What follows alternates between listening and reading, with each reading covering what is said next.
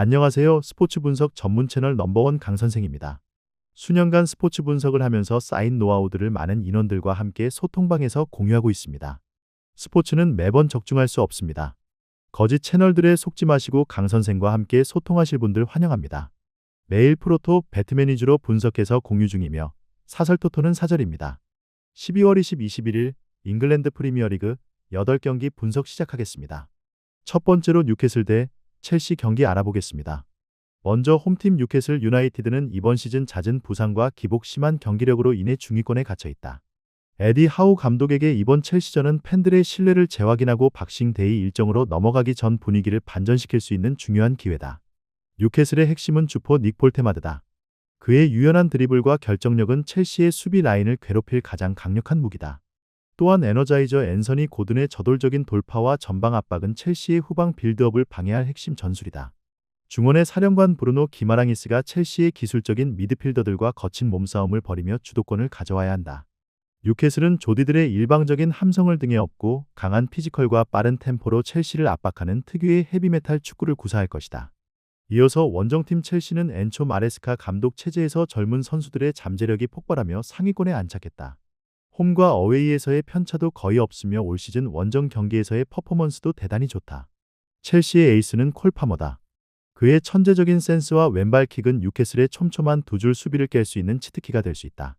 최전방의 페드루 네투가 뉴캐슬 수비 뒷공간을 파고들며 득점을 노려야 하고 모이세스 카이세도가 버티는 중원은 뉴캐슬의 거친 압박을 유려한 패스워크로 풀어내야 한다.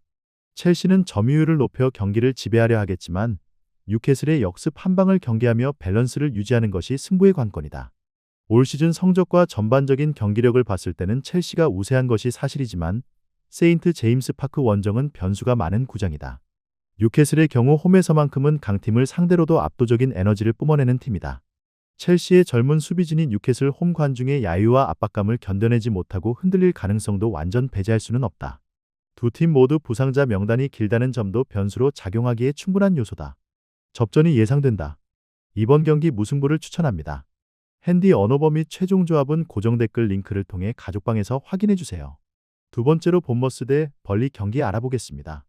먼저 홈팀 본머스는 안도니 이라올라 감독의 지휘 아래 특유의 강도 높은 전방 압박과 빠른 전환을 무기로 리그 중위권을 지키고 있다.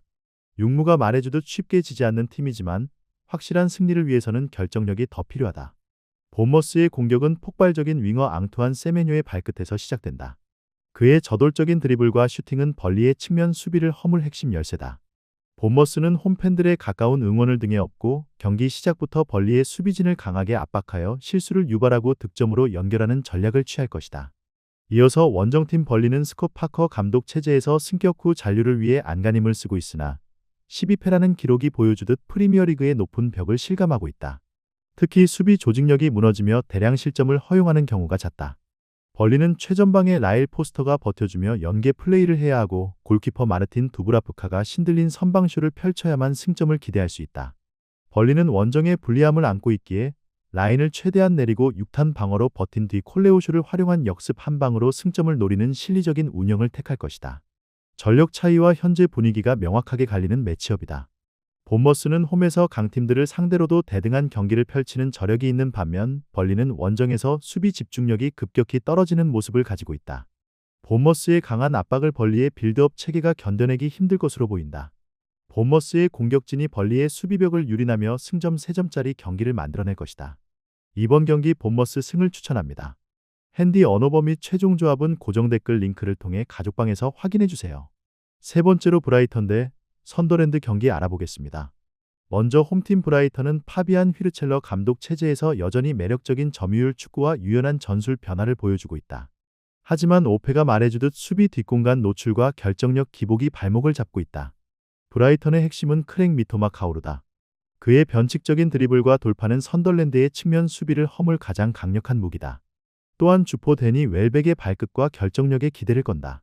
브라이턴은 홈 이점을 살려 높은 점유율을 유지하며 좌우 측면을 넓게 활용해 선덜랜드의 수비 블록을 흔드는 전략을 취할 것이다. 이어서 원정팀 선덜랜드는 레지스 르브리스 감독의 지휘 아래 리그에서 가장 젊고 역동적인 스쿼드로 돌풍을 일으키고 있다. 8위라는 순위는 그들의 겁없는 축구가 프리미어리그에서도 통하고 있음을 증명한다. 선덜랜드는 주포 윌슨 이스도르의 결정력이 얼마나 빛을 발하느냐가 관건이다. 선덜랜드는 원정이지만 물러서지 않고 브라이턴이 라인을 올릴 때 발생하는 공간을 빠른 공수 전환으로 공략하는 맞불 작전을 펼칠 가능성이 크다. 전술적인 디테일과 프리미어리그에서의 경험에서 브라이턴이 앞서 있다. 브라이턴은 홈에서 매우 강한 면모를 보이며 상대의 압박을 풀어나가는 빌드업 체계가 잘 잡혀 있다. 다만 선덜랜드의 기세가 워낙 좋고 젊은 선수들의 활동량이 브라이턴을 괴롭힐 수 있다. 브라이턴으로서도 결코 쉽지만은 않은 경기가 될 전망이다. 그럼에도 경기를 주도해 나갈 쪽은 브라이턴이 될 것이다. 이번 경기 브라이턴 승을 추천합니다. 핸디 언어버 및 최종 조합은 고정 댓글 링크를 통해 가족방에서 확인해 주세요. 네 번째로 맨체스터 시티 대 웨스트햄 경기 알아보겠습니다. 먼저 홈팀 맨체스터 시티는 펩 과르디올라 감독의 지휘 아래 11승을 거두며 강력함을 유지하고 있지만 4패라는 기록은 그들에게 다소 낯선 수치다. 이는 수비 집중력이 예전만 못하다는 방증이기도 하다. 하지만 에티하드에서의 시티는 여전히 공포의 대상이다. 시티의 승리 공식은 괴물 스트라이커 엘링 홀란의 발끝에 있다. 그의 압도적인 피지컬과 득점력은 웨스트햄의 무너진 수비 조직력을 파괴할 가장 확실한 무기다. 또한 천재 필 포든의 사이 공간 침투는 상대의 텐백 수비를 허물 핵심 열쇠다. 시티는 압도적인 점유율을 바탕으로 상대를 가둬놓고 반코트 게임을 펼치며 다득점 승리를 통해 선두 추격에 불씨를 지피려 할 것이다. 이어서 원정팀 웨스트햄은 이번 시즌 공수 밸런스가 완전히 붕괴되며 강등권 싸움을 벌이는 처지가 되었다. 웨스트햄은 16라운드까지 9패를 당하는 동안 수비진은 자동문처럼 열렸고 공격진의 침묵은 길어지고 있다. 웨스트햄의 유일한 희망은 제로드 보엔의 개인 능력에 의한 역습이다. 그의 빠른 발과 돌파력이 시티의 높은 수비 라인 뒷공간을 공략해야만 기적을 발할 수 있다. 수비에서는 캡틴 맥스 킬먼이 인생 경기를 펼쳐야 하며 골키퍼 알퐁스 아레올라의 선방쇼가 반드시 필요하다. 웨스트햄은 자존심을 버리고 극단적인 수비 전술로 나선 뒤 세트피스 한 방으로 승점 한 점이라도 챙기려는 생존 모드를 가동할 것이다. 이변을 기대하기에는 두 팀의 전력 차와 현재 분위기가 너무나 크다. 맨체스터 시티는 홈에서 득점 기계를 가동하는 반면 웨스트햄은 원정에서 수비가 더욱 불안해지는 경향이 있다. 특히 혼란을 필두로 한 맨시티의 공격진을 웨스트햄의 느린 수비진이 감당하기 어려워 보이는 것이 사실이다. 맨시티가 전후반 내내 점유율을 가져가며 어렵지 않게 승점 3점을 따낼 것이다.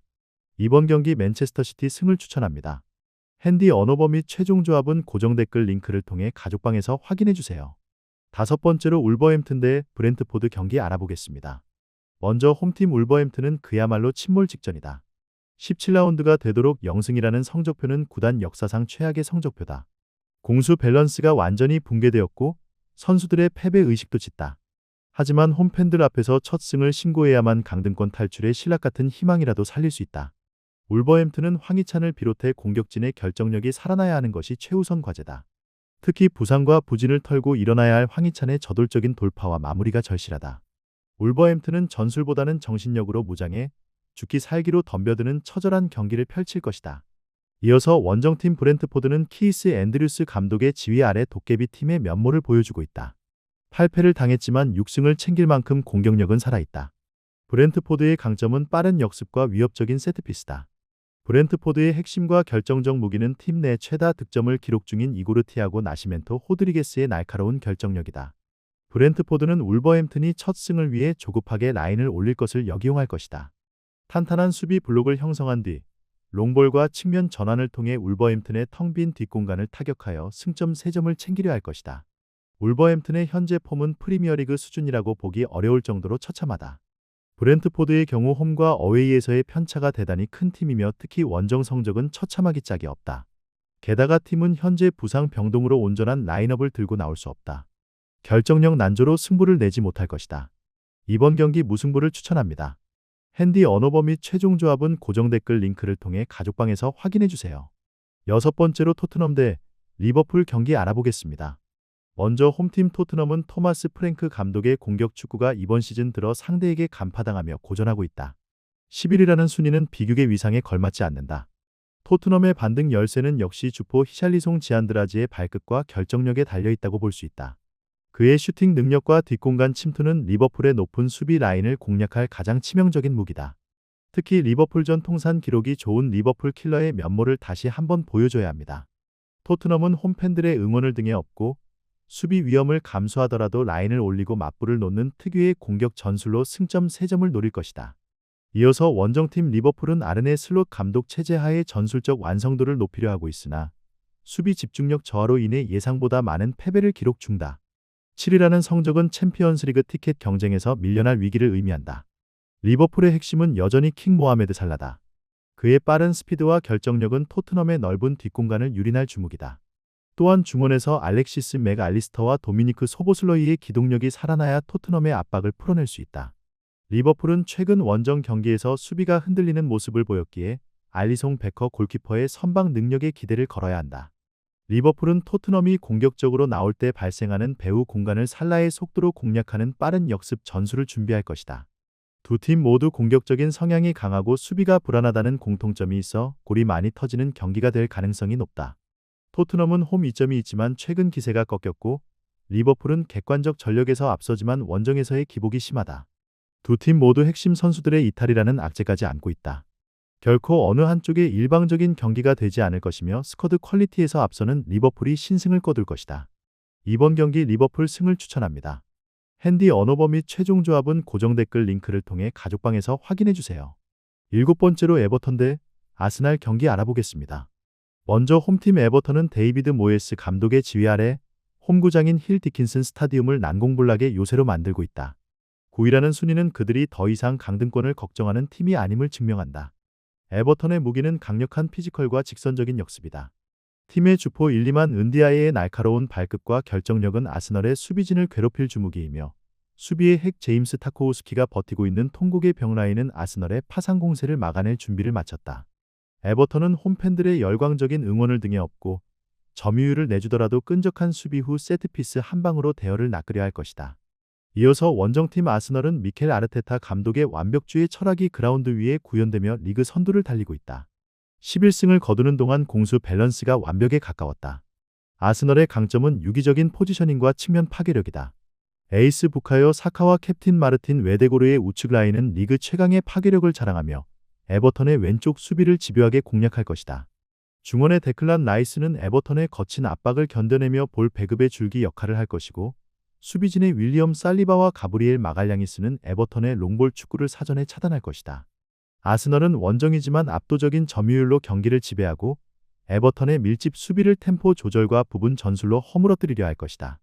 객관적인 전력과 순위에서는 아스널이 확실히 앞서 있다. 하지만 에버턴 원정, 특히 에버턴 특유의 늪축구는 아스널에게 항상 까다로운 숙제였다. 하지만 아스널의 현재 기세와 다양한 득점 루트를 고려할 때 아무리 홈 이점을 갖는 에버턴이라 할지라도 90분 내내 버티기는 쉽지 않아 보인다. 아스널이 점유율에서부터 압도하며 승점 3점짜리 경기를 만들어낼 것이다. 이번 경기 아스날 승을 추천합니다. 핸디 언어버 및 최종 조합은 고정 댓글 링크를 통해 가족방에서 확인해주세요. 마지막으로 리즈 유나이티드 대 크리스탈 팰리스 경기 알아보겠습니다. 먼저 홈팀 리즈 유나이티드는 다니엘 파르케 감독의 지휘 아래 프리미어리그 복귀 시즌을 치르고 있으나 특유의 공격적인 스타일이 일부 리그의 높은 벽에 부딪히며 고전하고 있다. 8패가 말해주듯 수비 뒷공간 노출 문제가 심각하다. 리즈의 미들 구석은 역시 앨런드 로드의 열광적인 홈팬들의 응원이다. 팬들의 함성을 에너지 삼아 미친 듯한 활동량으로 상대를 압박해야 승산이 있다. 공격의 선봉에는 도미닉 칼버트 루인가 섭니다. 그의 발끝과 결정력은 팰리스의 조직적인 수비를 균열낼 유일한 희망으로 볼 수 있다. 리즈는 수비 불안을 감수하더라도 라인을 올리고 맞불을 놓는 닭공 전술로 홈에서만큼은 무승부가 아닌 승점 3점을 노리는 모험을 걸 것이다. 이어서 원정팀 크리스탈 팰리스는 올리버 글라스너 감독의 전술이 팀에 완벽히 녹아들며 이번 시즌 돌풍의 주역이 되었다. 5위라는 순위는 그들의 조직력과 전술적 완성도가 정점에 다다랐음을 보여주는 성적이다. 팰리스의 강점은 팀 내 최다 득점을 기록 중인 주포 장필리프 마테타의 날카로운 발끝과 빼어난 결정력이다. 마테타의 압도적인 제공권과 결정력은 리즈의 헐거운 수비진을 초토화시킬 수 있다. 또한 애덤 워튼이 버티는 중원은 경기 조율과 수비 보호 능력이 탁월해 리즈의 압박을 유연하게 풀어낼 것으로 기대해 볼 수 있다. 팰리스는 원정이지만 무리하지 않고 리즈가 공격적으로 나올 때 발생하는 배후 공간을 에제와 발빠른 윙어들이 공략하는 효율적인 카운터 어택으로 승리를 낚아채려 할 것이다. 전력의 안정감과 최근 흐름에서 크리스탈 팰리스가 확실히 앞서 있다. 리즈는 홈 이점이 있지만 수비 조직력이 너무 불안해 팰리스의 날카로운 역습을 감당하기 쉽지 않아 보이는 것이 사실이다. 특히 팰리스 공격진들의 개인 기량을 리즈 수비진이 제어하지 못할 가능성이 크다. 리즈가 홈 열기를 등에 업고 초반 공세를 퍼붓겠지만 팰리스가 노련하게 받아친 뒤 역습을 통해 승점 3점을 따낼 것이다. 이번 경기 크리스탈 팰리스 승을 추천합니다. 핸디 언어버 및 최종 조합은 고정 댓글 링크를 통해 가족방에서 확인해 주세요. 시청해 주셔서 감사합니다. 핸디 언어버 및 최종 조합은 항상 강선생 소통방에서 공유하고 있습니다. 소통방 입장은 고정 댓글 확인해 주시고 구독과 좋아요, 알림 설정 부탁드립니다.